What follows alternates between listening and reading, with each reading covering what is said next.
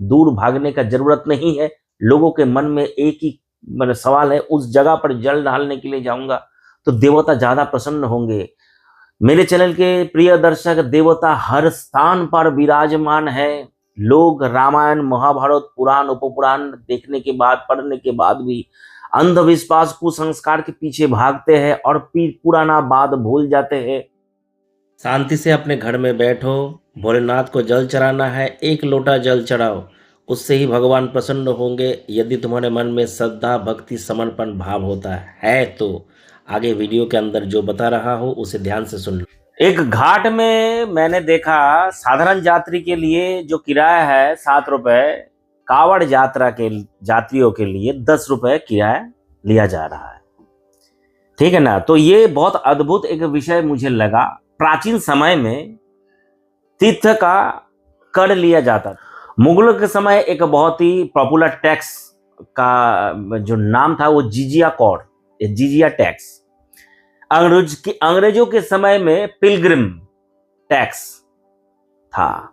इसके अलावा भी और कई प्रकार का टैक्स था, जैसे घाट ड्यूटी और toll tax, town duty tax और फेस्टिवल टैक्स। ये टैक्स लगाया जाता था अंग्रेज और मुगलों के समय में। तो भारत स्वाधीन हो गया, भारत स्वाधीन हो गया, काफी दिन हो चुका है, काफी साल हो चुका है। ठीक है ना, दिन नहीं साल हो चुका है। अभी भी ये कुछ टैक्स वर्तमान समय में लिया जाता है। नाम थोड़ा परिवर्तन है। इसके विषय में श्री राजवीर दीक्षित जी बहुत साल पहले बोल चुके थे। ठीक है ना, लेकिन बार बार लोगों को समझाना पड़ता है ताकि लोग समझ जाए। और इन लोगों के माने जो पर्दा है, पर्दा अपने आंखों से हटाने की कोशिश करने के लिए ये वीडियो बना रहा हूँ। तो वर्तमान समय में जो मुझे दिखा, तारकेश्वर धाम बोलकर बंगाल में एक फेमस भोलेनाथ का मंदिर है, बहुत प्राचीन मंदिर है। तो उस मंदिर में मैं एक वीडियो में देख रहा था, तीर्थयात्री बहुत रिपोर्ट कर रहे हैं। तीर्थयात्री से वीआईपी टिकट के नाम से 200, 300, 500 रुपया लिया लिया जा रहा है वर्तमान समय में। यानी कि स्पेशल लाइन 200, 300, 500 रुपए है। इसके अलावा में और एक अद्भुत वीडियो मुझे देखने के लिए मिला। ठीक है ना, वो क्या है, तीर्थ कावड़ यात्री थक जा रहा है, कावड़ लेकर बड़ा बड़ा 200, 300 किलो का कावड़ लेके जा रहा है। स्वाभाविक बात है, थक तो जाएगा ही। तो थक जा रहा है तो किसी के घर के सामने वो अपना जगह बना के रखा है, बांस फांस से लकड़ी बकड़ी जगह बना के रखा है। कावड़ अगर वो व्यक्ति उस जगह पे रखता है तो छोटे कावड़ के लिए 10 रुपए, बड़ा 20, 30, 50, 100 या इससे मैंने ऐसा मैंने सबसे कम 10 रुपए से शुरू होकर शायद 50, 60 रुपए तक रेट जा रहा है। कावड़ को रखकर कावड़ यात्री जो है वो थोड़ा विश्राम करेगा, हाथ पैर को थोड़ा सीधा करेगा, इसलिए 10 रुपए, 20 रुपए, 50 रुपए तक उसे किराया देना पड़ेगा। यानी कि हम लोग साइकिल को साइकिल स्टैंड में रखकर स्टेशन में जाते हैं, किराया लेता है। गाड़ी को रखते हैं, किराया लेता है। कोई जगह पे खड़ा करते हैं, गाड़ी को पार्किंग का किराया देते हैं। ये है एक प्रकार का पार्किंग। सोचो, जो पार्किंग का पैसा ले रहा है 99% हिंदू ही होगा। ठीक है ना। तो हिंदू के मन में कितना श्रद्धा, कितना भक्ति। एक व्यक्ति यात्रा करके थक चुका है, उससे पैसा ले रहा है या बिजनेस कर रहा है, उसके दिमाग में बिजनेस का आइडिया शायद सरकार ने ही डाला। सरकार भी तीर्थ यात्री से 100, 150, 200, 500 रुपए ले रहा है। तो वो बंदा भी सोचा चलो मैं भी पीछे क्यों रहूंगा, मुझे भी अपना जगह को यूटिलाइज करना है, इस्तेमाल करना है, इसके लिए मुझे भी पैसा चाहिए। तो वो भी पैसा ले रहा है। घाट वाला नॉर्मल यात्री के लिए अगर 7 रुपया ले रहा है, तीर्थ यात्री के लिए 10 रुपया क्यों ले रहा है, ये प्रश्न उठाने वाला कोई नहीं है। उस समय भी टैक्स दिया जाता था। मैं बोला toll tax, ghat tax, town tax, pilgrim tax, जिजिया कॉर भी दिया जाता था। आज के समय में भी लिया जाता है। अगर ये कावड़ यात्री से पूछोगे तो उन लोगों को भी बोलेगा कि घाट का टैक्स ये 3 रुपए, यानी कि घाट का स्पेशल एक प्रकार का गुप्त टैक्स। जिस जगह पर मुझे छोड़ा जा रहा है 7 रुपए में, उस जगह पर उस यात्री को छोड़ा जा रहा है 10 रुपए में। क्यों भाई? वो तीर्थ करने के लिए जा रहा है, उससे 5 रुपया लो या 3 रुपया लो या फ्री में लेके जाओ, लेकिन उससे तुम 3 रुपया ज्यादा क्यों ले रहे हो? ये है राम राजत्व। और ये राम राज में ये हो रहा है, जो हो रहा है, जो अपने आंखों से देखा वही चीज बोला। और बाइक लेकर कोई अगर जाता है तो उससे और भी ज्यादा पैसा, कोई अगर और भी ज्यादा सामान लेके जाएगा तो कांवड़ यात्रा में, तो उससे और भी ज्यादा पैसा वसूला जाएगा।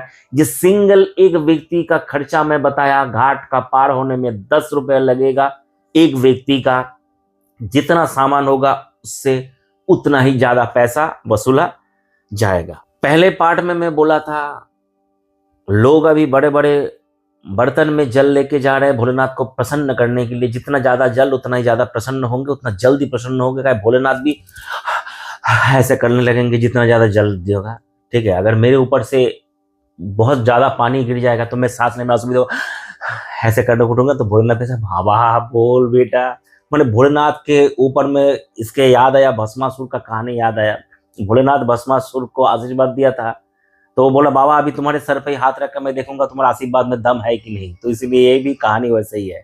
ठीक है ना। तो आशा करो तो भोलेनाथ का भस्मासुर का कहानी बहुत से लोगों को पता है, नहीं पता है तो कमेंट करके बताना, नेक्स्ट वीडियो में बताऊंगा। तो प्राचीन समय में पिछले वीडियो में लोग व्हाट्सएप पे 2-3 जन प्रश्न किए थे मिट्टी का पात्र और इस पात्र में क्या है अंतर। मिट्टी का पात्र में रखा हुआ खाना पानी सब कुछ हर समय शुद्ध होता है, साफ होता है, निर्मल होता है। कारण मिट्टी का जो पात्र है उसमें असंख्य छेद होता है, उसमें छेद से ऑक्सीजन पास होता है, इसलिए उस जगह में रखा हुआ पानी हर समय शीतल होता है। भोलेनाथ के ऊपर जब जल एक व्यक्ति 5 घंटा 6 घंटा या 7 घंटा के बाद जल उठाकर भोलेनाथ को अभिषेक करेगा, तो अगर मैं प्लास्टिक का बर्तन में रखा हुआ पानी लेके जाऊंगा वो पानी बहुत ज्यादा गर्म हो जाएगा, स्टील में भी गर्म हो जाएगा। ठीक है, अगर कोई ऊपर से मुझे जल नहीं ढाल रहा है तो वो गर्म हो जाएगा। लेकिन मिट्टी का बर्तन में रखा हुआ कलश में रखा हुआ पानी 12 घंटा 24 घंटे 26 घंटे के बाद भी वो ऐसे का वैसे रहेगा, ठंडा होगा लेकिन गर्म नहीं होगा। इसलिए प्राचीन समय में मिट्टी के पात्र में ही जल भर के लेके जाने का रीति नीति प्रचलन था। आज के समय में लोग दिखाने के चक्कर में स्टील प्लास्टिक का और तांबा पीतल का कलश लेके जा रहा है। ये सब एक प्रकार का दिखावट है। रील्स बनाने के लिए धर्म को एक प्रकार पे नाच गाने का एक जगह बना दिया है। धर्म को लेकर रास्ते में जा रहा है, नाच कर रहा है, डांस कर रहा है, पानी फेंक रहा है एक दूसरे के ऊपर। ये कांवड़ यात्रा है। भगवान भोलेनाथ भी ऊपर से देख रहा है, भाई मेरे भी अद्भुत भक्त है, तो अद्भुत भक्तों के लिए अद्भुत आशीर्वाद ही भोलेनाथ प्रदान करेंगे, इतना तो मुझे लगता है। और मेरा ये वीडियो दो पार्ट 1 पार्ट 2 वीडियो यदि किसी को पसंद आया शेयर करना, लोगों तक पहुंचाना और सबको यही बोलना दूर दूर तक भटकने की जरूरत नहीं है।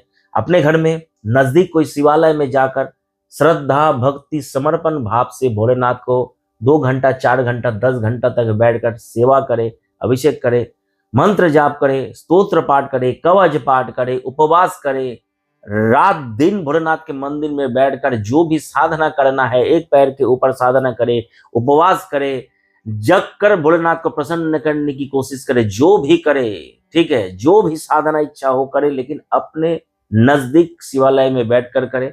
दूर भागने का जरूरत नहीं है। लोगों के मन में एक ही सवाल है, उस जगह पर जल डालने के लिए जाऊंगा तो देवता ज्यादा प्रसन्न होंगे। मेरे चैनल के प्रिय दर्शक, देवता हर स्थान पर विराजमान है।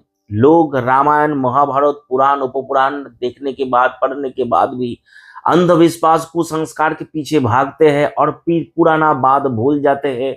अगर भगवान हर जगह पे नहीं होते, सिर्फ मूर्ति में ही विराजमान होते, सिर्फ और सिर्फ ज्योतिर्लिंग में विराजमान होते, सिर्फ शक्तिपीठ में विराजमान होते, तो प्रहलाद के आवाहन से, प्रहलाद के क्रंदन से, रोने के आवाज से, पुकारने की आवाज से, प्रेम से जो पिलर तोड़कर नरसिंह देव प्रकट नहीं होते। कहीं क्योंकि नरसिंह देव तो मंदिर में विराजमान है, पिलर में घंटा कहां से आ गया नरसिंह देव?